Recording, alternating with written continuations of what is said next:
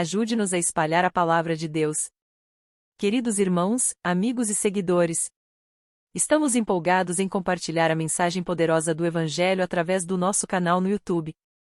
A sua participação é fundamental para que possamos alcançar mais corações e difundir a luz da fé. Como você pode contribuir? 1. Acesse e inscreva-se, visite nosso canal e clique no botão de inscrição para receber atualizações regulares. Juntos, construiremos uma comunidade inspiradora. 2. Compartilhe, seja um agente de transformação ao compartilhar nossos vídeos. Cada compartilhamento é uma oportunidade de alcançar alguém em busca de esperança, conforto e bálsamos para corações carentes. 3. Polegar apontando para cima, curtir e comentar. Mostre seu apoio deixando um OK nos vídeos e compartilhe seus pensamentos nos comentários. Sua interação ajuda a impulsionar este vídeo ir mais longe e alcançar mais pessoas com a palavra de Deus. O poder da comunidade. Ao nos unirmos, podemos alcançar pessoas em todo o mundo, assim seremos uma voz poderosa para espalhar a mensagem de amor, compaixão e esperança. Agradecemos por fazer parte desta jornada conosco. Juntos, vamos cumprir a missão de levar o Evangelho a todo mundo. Enquanto ouvimos a música, você vai parar e aproveitar convidar e compartilhar esta mensagem pelo WhatsApp com seus amigos. Que a paz e a luz de Cristo estejam sempre convosco. Que Deus possa tocar o seu coração através dessa canção. Sempre vou lembrar da coragem, do amor, da firmeza e vontade, da fé e devoção, da igreja no tempo de Paulo, de Pedro e João, que enfrentavam a fúria de Roma, mas nunca negavam sua fé de cristãos. É um exemplo pra mim, verdadeira lição. Oh, meu Deus, reaviva a tua igreja de novo, faz a chama arder nesse povo, como foram os primeiros cristãos. Oh, meu Deus, reaviva a tua igreja de novo, faz a chama arder nesse povo, começando em meu coração.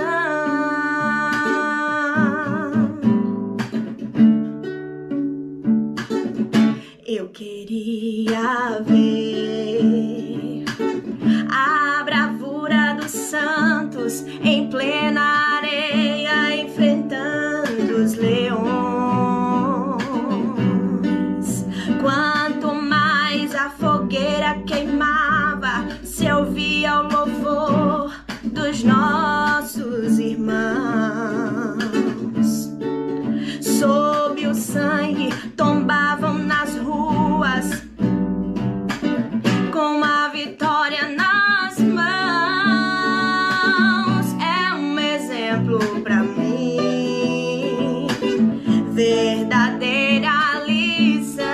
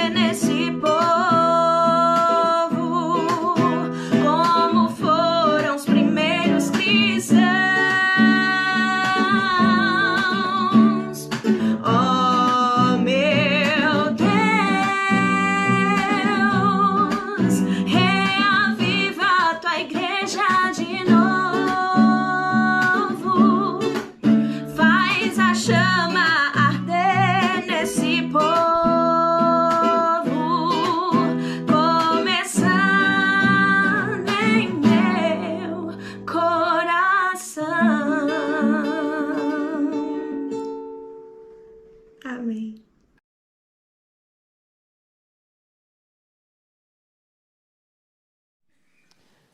Bom, já que é a sessão de elogios, eu tenho dito, e a minha família testemunha disso, da bênção que tem sido para a minha vida e para a nossa família estar aqui em Pinheiros. Do privilégio e da bênção que eu tenho de conviver com o pastor Arival. De uma amizade de coração, de abrir o coração, de partilhar a vida, os sonhos, as lutas. E eu me sinto aqui cuidado e pastoreado por ele e por essa igreja. O privilégio e a bênção é minha de estar aqui com a minha família. Louvado seja Deus por isso. Irmãos, eu quero partilhar com vocês o texto de Apocalipse. E nós vamos ler 3 textos. O primeiro deles, no capítulo 1, 9 a 18. Depois nós vamos ler o capítulo 4 e depois o capítulo 5 de Apocalipse. Eu queria que você tivesse muita atenção nessa leitura, porque a simples leitura já é uma mensagem. Talvez daqueles textos mais robustos, mais eloquentes, mais vívidos para o nosso coração. E no capítulo 1, verso 9, João escreve: Eu, João, irmão vosso e companheiro na tribulação, no reino e na perseverança. Em Jesus achei-me na ilha chamada Pátimos, por causa da palavra de Deus e do testemunho de Jesus. Achei-me espírito no dia do Senhor. Eu ouvi por detrás de mim grande voz, como de trombeta, dizendo: O que vês, escreve em livro, e manda às 7 igrejas: Éfeso, Esmirna, Pérgamo, Tiatira, Sardes, Filadélfia e Laodiceia. Voltei-me para ver quem falava comigo, e voltado vi 7 candeeiros de ouro, e no meio dos candeeiros, um semelhante a filho de homem, com vestes talares, e cingido à altura do peito, com uma cinta de ouro. A sua cabeça e cabelos eram brancos, como a alva lã, como neve, os olhos como chamas de fogo, os pés semelhante ao bronze polido, como que refinado numa fornalha, a voz como voz de muitas águas. Tinha na mão direita 7 estrelas, e da boca saía-lhe uma afiada espada de 2 gumes. O seu rosto brilhava como o sol na sua força. Quando o vi, caí a seus pés como morto. Porém ele pôs sobre mim a mão direita, dizendo: Não temas, eu sou o primeiro e o último, e aquele que vive. Estive morto, mas eis que estou vivo pelos séculos dos séculos, e tenho as chaves da morte e do inferno. Capítulo 4. Depois dessas coisas olhei, e eis não somente uma porta aberta no céu, como também a primeira voz que ouvi como de trombeta ao falar comigo, dizendo: Sobe para aqui, e te mostrarei o que deve acontecer depois dessas coisas. Imediatamente eu me achei em espírito, e eis armado no céu um trono, e no trono alguém sentado, e esse que se acha sentado é semelhante no aspecto à pedra de jaspe e de sardônio. E ao redor do trono há um arco-íris, semelhante no aspecto à esmeralda. Ao redor do trono há também 24 tronos, e assentados neles 24 anciãos vestidos de branco, em cujas cabeças estão coroas de ouro. Do trono saem relâmpagos, vozes e trovões, e diante do trono ardem 7 tochas de fogo, que são os 7 Espíritos de Deus. Há diante do trono um como que mar de vidro, semelhante ao cristal, e também no meio do trono e à volta do trono 4 seres viventes, cheios de olhos por diante e por detrás. O primeiro ser vivente é semelhante a leão, o segundo, semelhante a novilho, o terceiro, o rosto como de homem, o quarto, ser vivente, é semelhante à águia, como está voando, quando está voando. E os 4 seres viventes, tendo cada um deles respectivamente 6 asas, estão cheios de olhos ao redor e por dentro, não tem descanso, nem de dia, nem de noite, proclamando: Santo, Santo, Santo é o Senhor Deus, o Todo-Poderoso, aquele que era, e que é, e que há de vir. Quando esses seres viventes viventes derem glória, honra e ação de graças ao que se encontra sentado no trono e ao que vive pelos séculos dos séculos, os 24 anciãos prostrar-se-ão diante daquele que se encontra sentado no trono, adorarão o que vive pelos séculos dos séculos e depositarão as suas coroas diante do trono, proclamando: Tu és digno, Senhor Deus nosso, de receber a glória, a honra e o poder, porque todas as coisas tu criaste, sim, por causa da tua vontade vieram a existir e foram criadas. Vi na mão direita daquele que estava sentado no trono um livro, escrito por dentro e por fora, de todo selado com 7 selos. Vi também um anjo forte, que proclamava em grande voz: Quem é digno de abrir o livro e de desatar-lhe os selos? Ora, nem no céu, nem sobre a terra, nem debaixo da terra, ninguém podia abrir o livro, nem mesmo olhar para ele. E eu chorava muito, porque ninguém foi achado digno de abrir o livro, nem mesmo de olhar para ele. Todavia, um dos anciãos me disse: Não chores, eis que o leão da tribo de Judá, a raiz de Davi, venceu para abrir o livro e os seus 7 selos. Então vi no meio do trono e dos 4 seres viventes, e entre os anciãos, de pé, um cordeiro como tendo sido morto. Ele tinha 7 chifres, bem como 7 olhos, que são os 7 Espíritos de Deus enviados por toda a terra.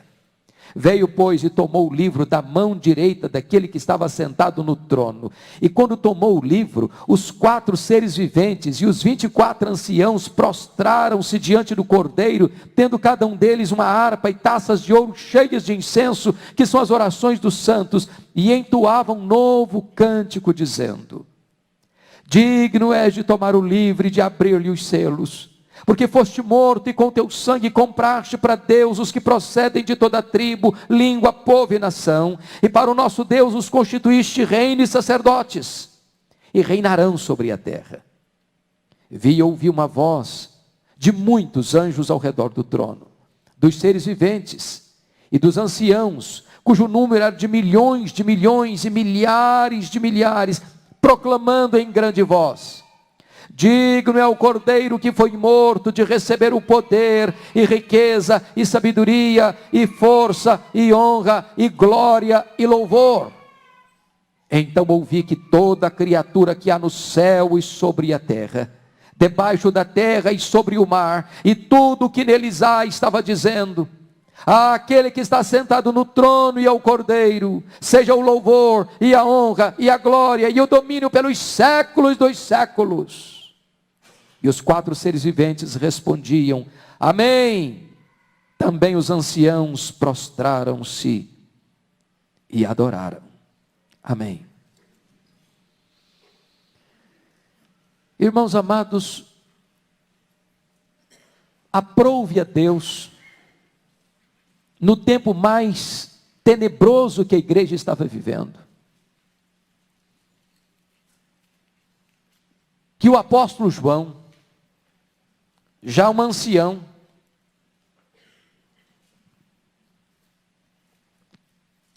com mais de 80 anos de idade, num período de atroz perseguição à igreja, fosse enviado para esta colônia penal, para a ilha de Patmos, por ordem do imperador Domiciano. A perseguição era tão avassaladora e tão cruel, que todos os apóstolos já estavam mortos, e cada um deles morreu de forma diferente pelo martírio. Os crentes eram crucificados, os crentes eram queimados vivos, os crentes eram jogados nas arenas, para os cães morderem, para os touros pisarem, para os leões esfaimados da Líbia devorarem. O cerco, o encurralamento, o entrincheiramento, o emparedamento dos crentes era alguma coisa avassaladora. Sobreviver naquele tempo era algo extremamente difícil. Parecia que a igreja ia ser minada, ia ser massacrada, ia ser esmagada pela mão de ferro da perseguição. Olhar para frente era enxergar um cenário sombrio, cinzento, extremamente amedrontador. E é nesse momento de crise que parecia que as portas todas da terra haviam se fechado, parecia que todas as fontes de livramento haviam se esgotado. É nessa hora em que a angústia toma conta do coração do povo de Deus, é que Deus, por sua providência, envia João para a ilha de Patmos. Domiciano enviou, mas foi a mão de Deus que o dirigiu. E eu quero hoje trazer essa mensagem, porque hoje, Dia dos Pais, já escutei alguns pais dizendo o seguinte: está tão difícil criar filhos hoje. Outros dizem: meu Deus, em que mundo viverá meus netos?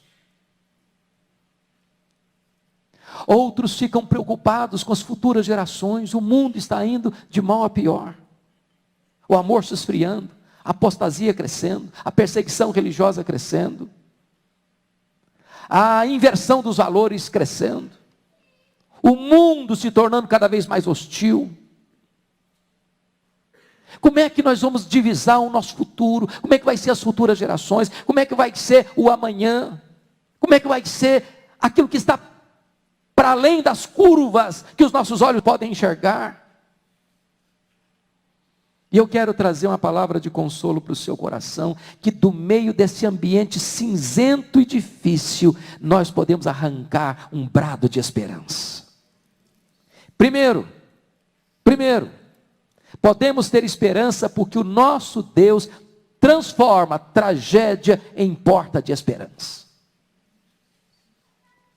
Notem comigo, queridos irmãos, que no versículo 9 do capítulo 1, João vai dizer que ele se achou na ilha de Patmos por causa da palavra de Deus e do testemunho de Jesus. Ele não foi para lá por causa disso, ele foi para lá porque ele foi degradado, ele foi para lá exilado, ele foi para lá para uma colônia penal, ele foi para lá para morrer na solidão, ele foi para lá para um ato perverso de perseguição.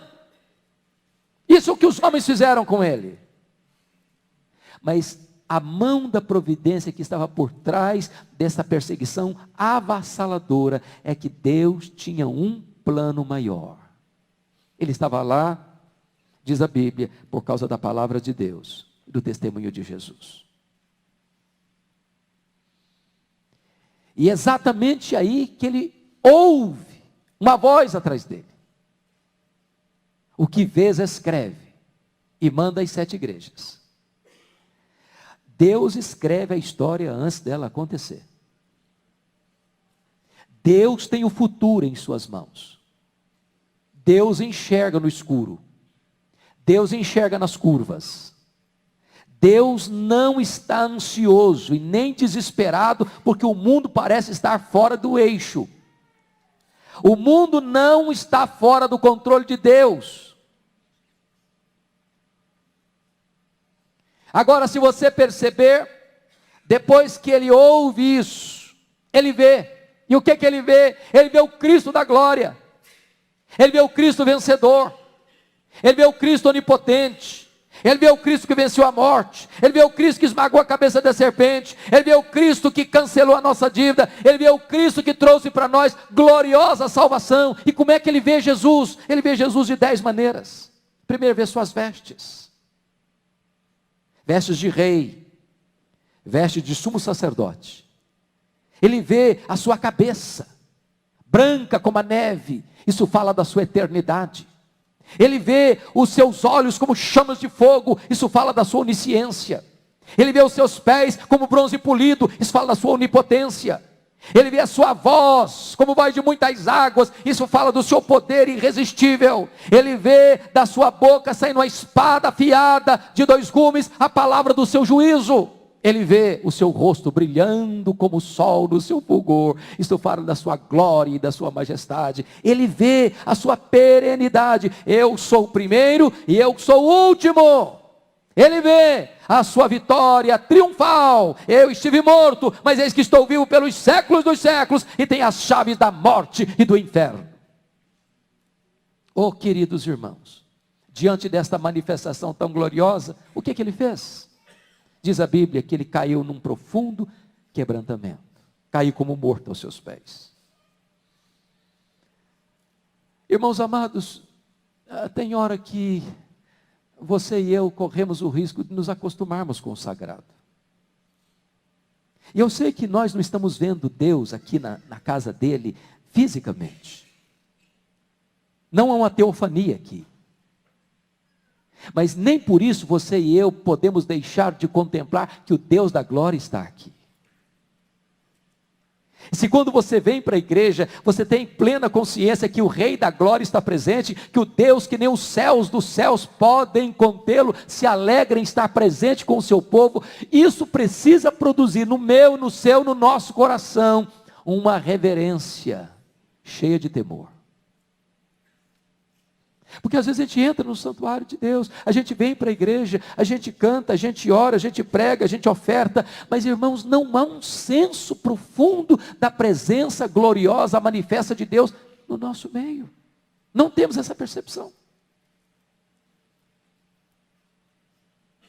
Por não termos essa percepção de quão santo, quão majestoso, quão glorioso, quão santo é Deus, às vezes nós entramos atabalhoadamente, às vezes nós entramos apressadamente, às vezes nós entramos irreverentemente na casa de Deus. Mas diz a Bíblia que quando ele cai como morto aos seus pés, ele recebe também uma gloriosa restauração, porque Jesus pôs a mão direita sobre a cabeça dele e diz: não tenha medo não, João. Eu sou o primeiro e o último. Eis que eu estive morto, mas eu estou vivo pelos séculos dos séculos e tenho as chaves da morte e do inferno. Sabe o que ele está dizendo? João, fica tranquilo, o futuro está na minha mão. João, fica tranquilo, o diabo não vencerá. João, fica tranquilo, a história não está sem rumo. Fica tranquilo, João, a história não é um caminhão sem freio ladeira abaixo. Fica tranquilo, João, eu estou com o poder e a autoridade nas minhas mãos. Eu estou no comando e a história vai seguir o rumo que eu lhe der. Então, querido pai, não precisa ficar com medo não. Seus filhos, nossos filhos, estão debaixo da mão daquele que está no comando do universo. Você tem medo dos seus netos? Não. Por pior que o mundo esteja, a mão de Deus vai dirigir o destino da nossa família, da nossa igreja, do seu povo, para uma vitória gloriosa e triunfante. Segunda coisa que eu quero chamar a sua atenção, querido, é que nós podemos arrancar do meio das grandes tensões da vida um brado de esperança, por entendermos que o Cristo da glória está no meio da igreja.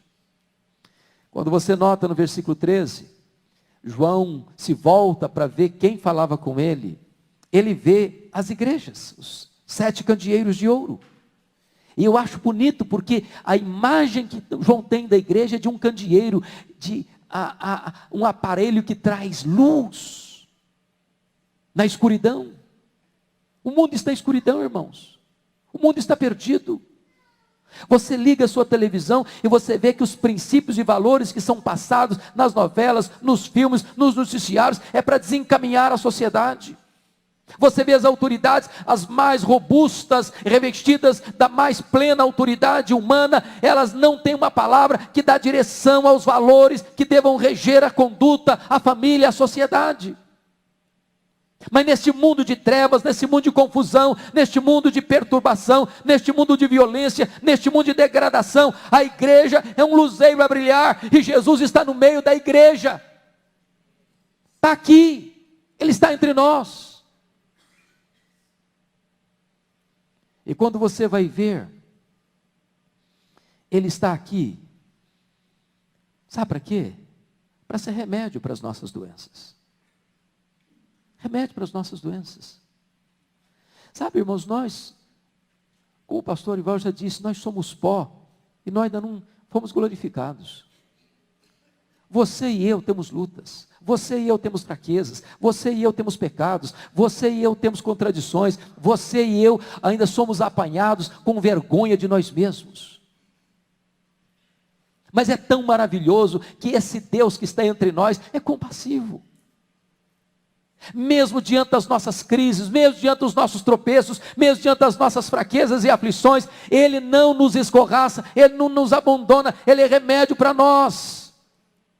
Quer ver uma coisa? Olha comigo, para uma igreja, como a igreja de Éfeso, que tinha perdido o seu primeiro amor, ele vai dizer para ela o seguinte: eu sou aquele que conserva na minha mão direita as 7 estrelas, os 7 pastores. Eu ando no meio dos 7 candeeiros de ouro. Eu estou andando entre vocês. Eu conheço o coração de vocês. Eu sei onde a coisa está pegando. Eu sei que vocês são ortodoxos, mas eu sei que vocês já estão perdendo o fervor. Sei que vocês abandonaram o primeiro amor. É assim que ele se apresenta para uma igreja como Esmirna, que era uma igreja sofredora, uma igreja que estava passando pelo martírio, uma igreja que estava passando por muitas aflições. Ele diz assim: olha, eu sou o primeiro e o último, eu estive morto e eu sou aquele que tornou a viver. Ou seja, eu sei o que é morrer, eu sei o que é sofrer, eu sei o que é enfrentar a carranca da morte, e eu venci a morte. Eu posso encorajar vocês. Para uma igreja que estava com o coração dividido, com o mundo, com o mundanismo, Jesus Cristo diz o seguinte: eu sou aquele que tem a espada afiada de 2 gumes. Olha, cuidado, eu sei trazer esperança e eu sei trazer juízo. Eu sei trazer livramento e eu sei trazer disciplina.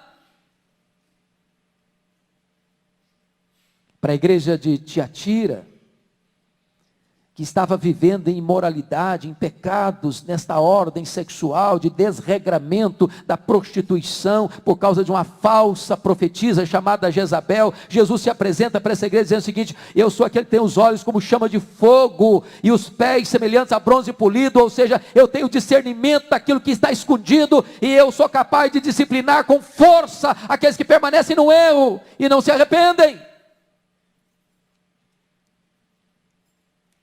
Para a igreja de Sardes,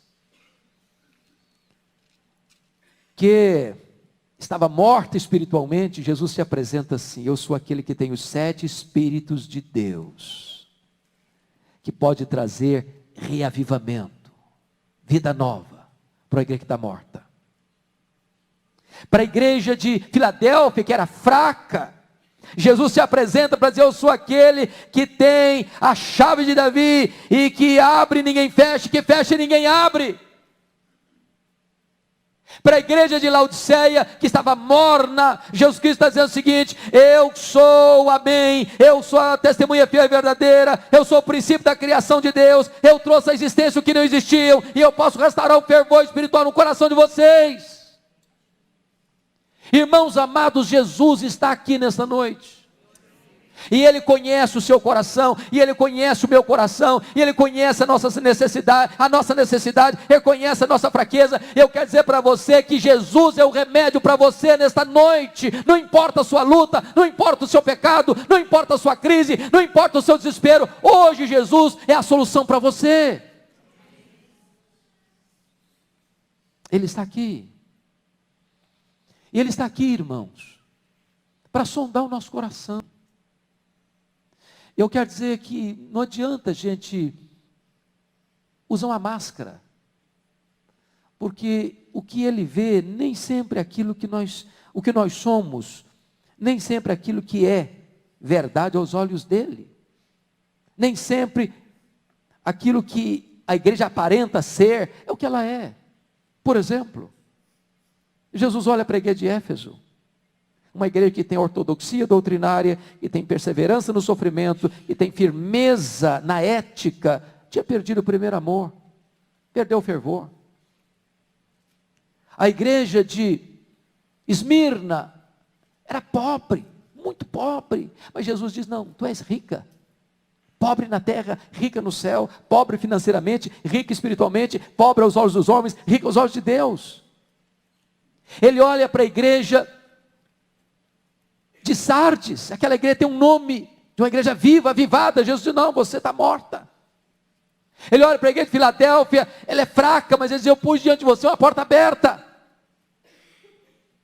Então preste atenção nisso, não se iluda com o que você pensa acerca de você, não se iluda com o que as pessoas dizem acerca de você. Você é quem Jesus diz que você é.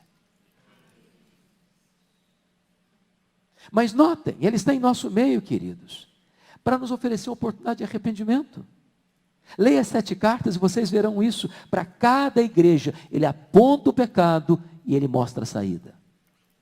Jesus não bota você numa jaula para condenar você. Jesus revela o seu pecado para que você se arrependa e ele diz: eu tenho a solução, eu tenho a resposta, eu tenho a saída, eu tenho o perdão, eu tenho a cura, eu tenho a restauração, eu tenho a vida nova, eu tenho plenitude de poder e do Espírito para você. Você não tem que viver uma vida miseravelmente pobre espiritualmente. Eu tenho plenitude de vida para você. E ele começa a fazer promessas.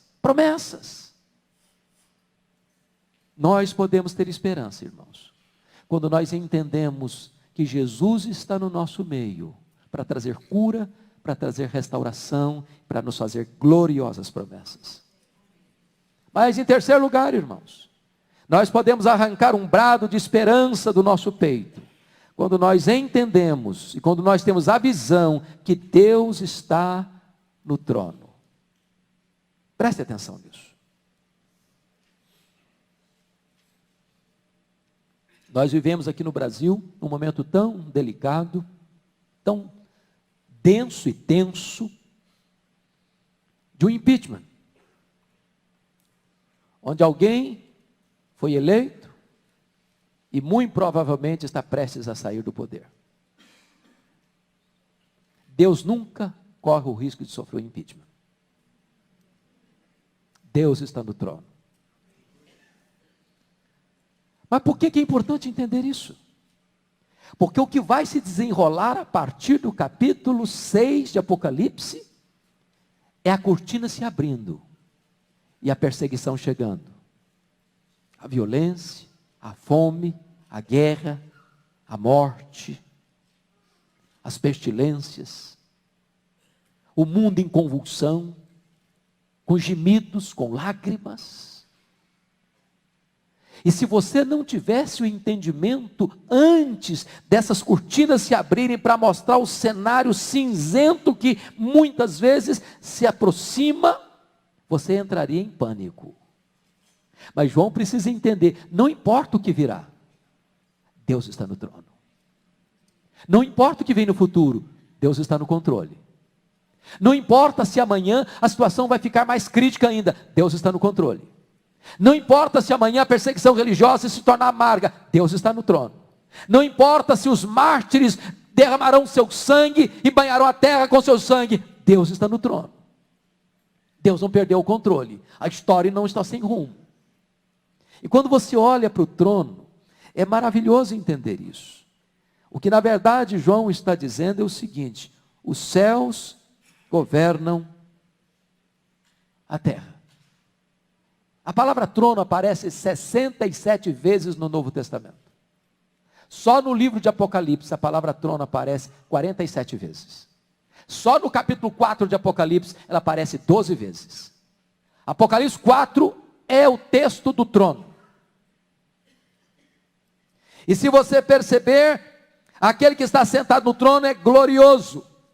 Porque João não tem nem disposição de dizer ele é assim, o assado dele, no seu aspecto ele é semelhante a uma pedra preciosa.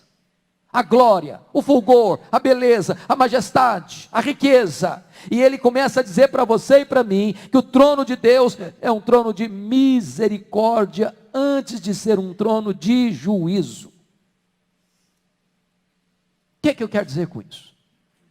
Se você perceber, quando é que você vê um arco-íris no céu? Antes ou depois da chuva? Depois da chuva. Antes ou depois da tempestade? Depois da tempestade. Mas aqui em Apocalipse 4, o arco-íris vem antes da tempestade. Sabe por quê? Porque antes de Deus aplicar um juízo, Ele dá uma oportunidade de misericórdia para nós. Primeiro Ele chama-nos ao arrependimento. Primeiro Ele abre-nos o caminho. Primeiro Ele aponta-nos a solução. Primeiro Ele nos convoca para acertarmos a nossa vida com Ele. Então Ele nos dá uma chance. Primeiro, só depois vem o juízo. É o que você vai ver mais tarde nos selos, que é a perseguição. E logo depois você vai ver as trombetas. E as trombetas falam exatamente isso, que é o juízo misturado com a misericórdia, é o juízo parcial. Meu irmão, preste atenção nisso. Quando você está passando por uma determinada situação adversa, pode ser a mão de Deus trazendo um juízo parcial para dizer o seguinte: arrependa-se. Não foi o que Jesus Cristo ensinou lá em Lucas 13? Quando trouxeram para ele a informação: o senhor está sabendo aí que o Pilatos massacrou galileus na praça do templo, misturando o sangue deles com o sacrifício? E Jesus disse: se vós não vos arrependerdes, todos igualmente perecereis. Porque aqueles que não foram massacrados não eram menos pecadores do que aqueles que morreram. Então, quando você vê uma tragédia, quando você vê um hecatombe, quando você vê um terremoto, quando você vê uma guerra, quando você vê um massacre, entenda isso: Deus está chamando você ao arrependimento. Deus está exercendo misericórdia antes de exercer o juízo. Quando eles olham para João, quando João olha para Jesus, para Deus Pai no trono, queridos, ele vê que esse trono é o trono do juízo e é o trono de santidade. E aí começa-se uma gloriosa doxologia dos 4 seres viventes, que é uma representação dos serafins, versículos 6 a 8, confira aí comigo, por gentileza. E se você notar, esses 4 seres viventes são serafins. E esses 4 seres viventes, eles estão, no versículo 8, proclamando, sem descanso, de dia e de noite: santo, santo, santo é o Senhor, Deus o Todo-Poderoso, aquele que era, e que é, e que há de vir. Em outras palavras, ele está mostrando aí a santidade de Deus, a onipotência de Deus e a eternidade de Deus. E logo em seguida, irmãos, vem então a doxologia da igreja, nos versos 10 e 11.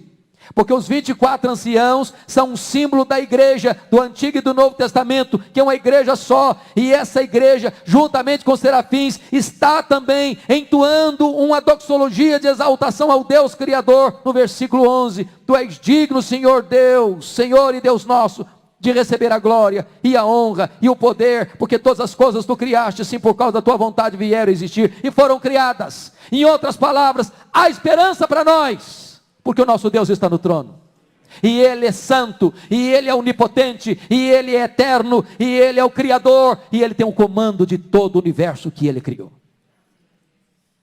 Mas a última razão que eu gostaria de alistar, que pode nos trazer um brado de esperança no meio da crise, é saber que o Cordeiro de Deus está com o livro da história em suas poderosas mãos. É o capítulo 5.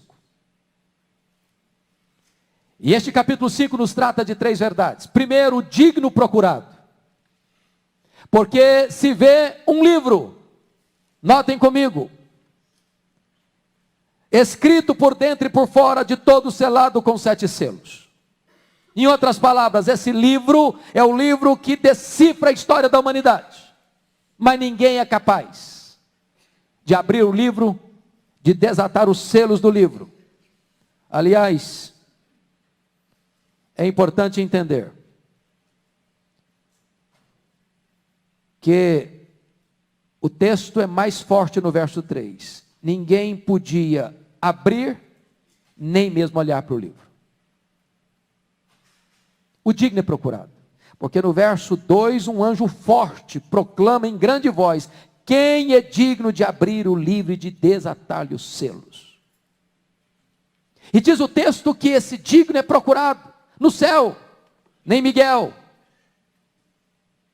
nem Gabriel, nem os querubins, nem os serafins, nem os anjos, nem os santos glorificados foram competentes para abrir esse livro. Então se procura na terra os reis, os soberanos, os poderosos, os intelectuais, os cientistas, os maiores homens da terra, ninguém foi encontrado digno. Então se procura debaixo da terra os demônios, os mortos, não foram capazes de abrir o livro. E diz a Bíblia que o aspecto que João toma é de total desespero. Então eu chorava muito, muito. E por que eu chorava? Porque nesse momento passa para ele a ideia de que a história está sem rumo, que a história não tem sentido, que a história está sem controle, que a história da humanidade não tem diretriz. E ele chora, e ele se desespera. Mas havia a segunda parte, que é o digno encontrado. Olha comigo o verso 5.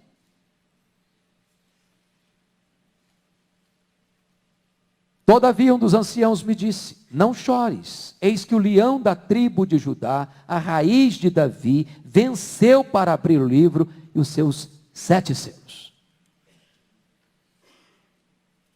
O digno procurado agora é o digno encontrado. E a informação é que esse digno é o leão da tribo de Judá. Ele é a raiz de Davi. E ele venceu para abrir o livro e os seus 7 selos.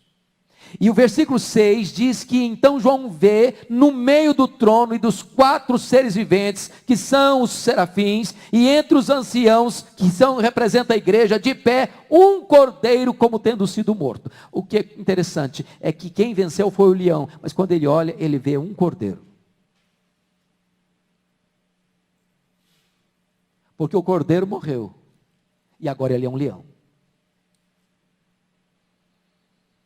E quando ele vê o cordeiro, esse cordeiro tem 7 chifres, sinônimo de onipotência. Ele tem 7 olhos, sinônimo de onisciência. E que são os 7 Espíritos de Deus enviados por toda a terra. E ele então vem, pois toma o livro da mão direita daquele que estava sentado no trono. E diz o versículo 8 que quando ele toma o livro, os 4 seres viventes, ou seja, os serafins, e os 24 anciãos, ou seja, a igreja, prostraram-se diante do cordeiro, tendo cada um deles uma taça, uma harpa e taças de ouro cheias de incenso, que são as orações dos santos. E aí você vai entender alguma coisa muito importante. Primeiro, faz sentido orar então. Por que você ora? Será que é apenas um exercício mental? Será que é apenas alguma coisa que faz bem para a alma? Por que faz sentido orar? Olha comigo o versículo de número 8. Aliás, o versículo de número 9. Versículo 8 e 9. E quando tomou o livro, os 4 seres viventes, os 24 anciãos, prostraram-se diante do cordeiro, tendo cada um deles uma harpa e taças de ouro cheias de incenso, que são as orações dos santos. Deixa eu dizer uma coisa para você, querido, numa linguagem figurada, mas representando uma verdade sublime. Deus não manda embora e joga fora nenhuma das orações que são feitas a Ele em nome de Jesus Cristo. As orações dos santos. Quem são os santos? Todos aqueles que creem no Senhor Jesus. Não se fala aqui de oração poderosa. Não se fala aqui de oração de uma pessoa especial. Não se fala aqui que uma oração tem mais virtude ou poder do que outra. São as orações dos santos. E se você perceber, lá no capítulo 8 de Apocalipse, quando essas orações que sobem do altar para o trono e descem do trono para a terra, elas produzem verdadeiras mudanças e revoluções na terra. Sabe o que significa isso? Que quando a igreja ora, ela se torna parceira de Deus na direção e na administração e no governo deste vasto universo, porque Deus faz a sua obra mediante as orações da sua igreja. Deus cura o enfermo mediante as orações do seu povo. Deus liberta os cativos mediante as orações do seu povo. Deus converte os pecadores mediante as orações do seu povo. Deus manifesta o seu poder mediante as orações do seu povo. Então, porque Jesus está no trono e porque tem o livro da história em suas mãos, você e eu, povo de Deus, precisamos orar. Segundo lugar, irmãos, porque Jesus está no trono, faz sentido, querido, a evangelização. Olha o verso 9 comigo. E entoavam um novo cântico dizendo: digno és de tomar o livro e de abrir-lhe os selos, porque foste morto e com o teu sangue compraste para Deus os que procedem de toda tribo, língua, povo e nação, e para o nosso Deus os constituíste reino e sacerdócio e reinarão sobre a terra. Irmãos amados, notem o que está acontecendo aqui. Jesus não morreu para possibilitar a nossa salvação, Jesus morreu para concretizar a nossa salvação. Ele morreu para comprar. Aqui está falando de uma expiação eficaz, de que aquele que ele comprou não pode perecer. E agora você entra nessa arena da evangelização, não inseguro, não com medo, não com uma possibilidade de fracasso. Não há possibilidade de fracasso, porque Deus, por meio do seu Filho, comprou com o sangue do Cordeiro aqueles que procedem de toda tribo, raça, povo, língua e nação. E quando você clama, e quando você prega, e quando você anuncia o Evangelho, a Bíblia diz que a fé vem pelo ouvir, e ouvir a palavra de Deus, e Deus chama os seus pela sua palavra. E quando você prega a palavra de Deus, há resultados, há conversões, há salvação. Então há sentido da igreja evangelizar, há sentido da igreja plantar a igreja, há sentido da igreja levantar templos para levar o evangelho, há sentido de enviar missionários, há sentido de investir na obra de Deus. Terceiro lugar, irmãos, porque Jesus está com o livro da história nas suas mãos, faz sentido nós nos consagrarmos a Deus. Olha o verso 12 comigo. Proclamando em grande voz: digno é o Cordeiro que foi morto de receber o poder, e riqueza, e sabedoria, e força, e honra, e glória, e louvor. Oh, amados irmãos, nós estamos aqui hoje para tributar a Jesus o que a Ele pertence. A Ele pertence o poder, a Ele pertence a riqueza. Quando você traz uma oferta aqui no altar, você não está trazendo uma oferta para a igreja não, irmão. Você está entregando é para Jesus. É para Jesus. A igreja é dele, a obra é dele. A palavra é dele, o poder é dele, a salvação é dele. A ele pertence a riqueza. O que você tem é dele, a sua vida é dele, a sua casa é dele, a sua saúde é dele, a sua família é dele, tudo é dele. Então, agora você entende que o que você tem, você precisa colocar aos pés dele. E se você notar, então, em último lugar, o digno procurado é o digno encontrado, e o digno encontrado agora é o digno exaltado. Quem está exaltando? Os serafins, os anjos, a igreja. E eu tenho tanta vontade de ver um dia, e talvez um desafio aqui para os músicos da igreja, de um dia pegar o capítulo 4, pegar o capítulo 5 de Apocalipse, para fazer um musical. Charles Erdman diz que aqui no capítulo 4 você tem o oratório da criação, e aqui no capítulo 5 você tem o oratório da redenção.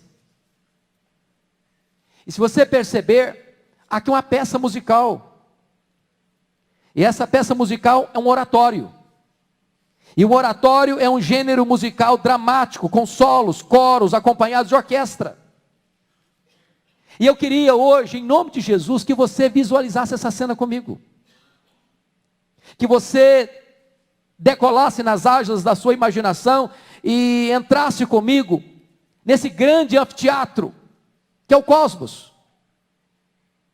E agora olha comigo essa apresentação musical.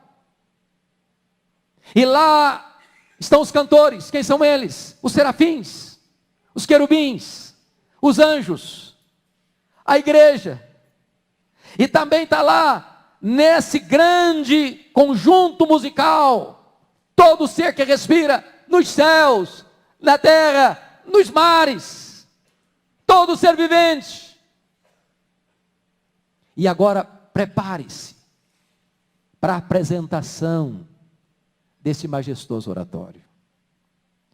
Preste atenção comigo, que esta música, que esse musical arrebatador, apoteótico, abre com o quarteto, no capítulo 4, versículo 8. Os 4 seres viventes, os serafins, e eles então abrem esse musical, cantando: Santo, Santo, Santo é o Senhor Deus, o Todo-Poderoso, aquele que era, e que é, e que há de vir.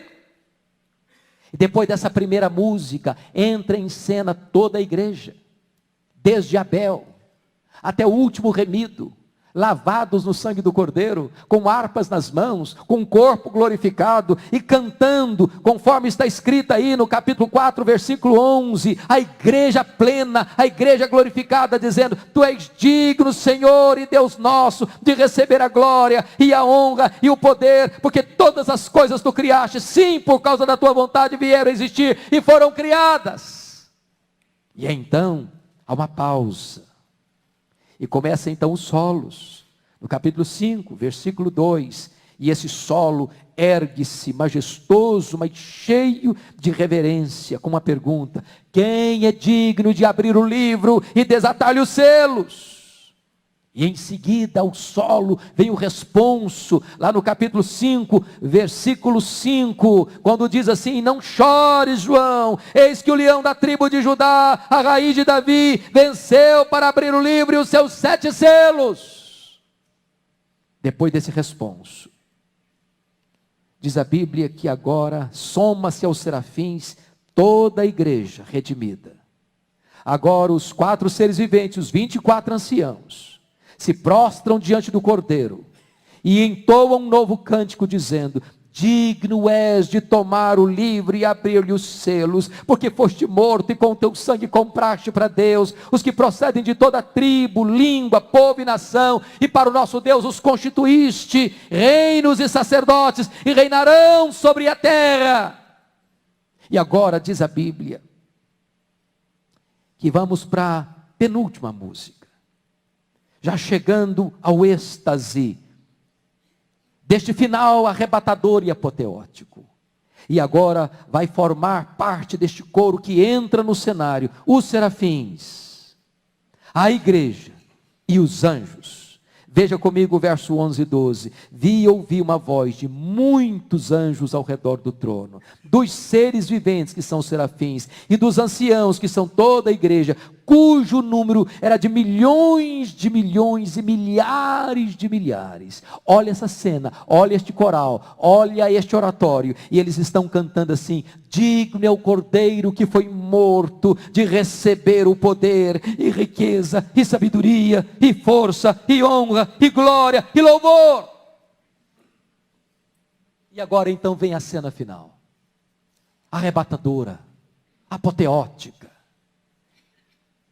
porque agora não é apenas os serafins, os querubins, os anjos, a igreja, mas agora é um cântico cósmico, porque o verso 13 diz: então ouvi que toda criatura que há no céu, e sobre a terra, e debaixo da terra, e sobre o mar, e tudo que neles há, estava dizendo. Agora é o universo inteiro que se prorrompe em adoração ao Criador e ao Redentor, nessas palavras: aquele que está sentado no trono e ao Cordeiro, seja o louvor, e a honra, e a glória, e o domínio pelos séculos dos séculos. E quando essa música termina, irmãos, diz a Bíblia que os serafins respondem: amém, amém. E diz a Bíblia que então a igreja, os 24 anciãos, se prostram e adoram, e adoram.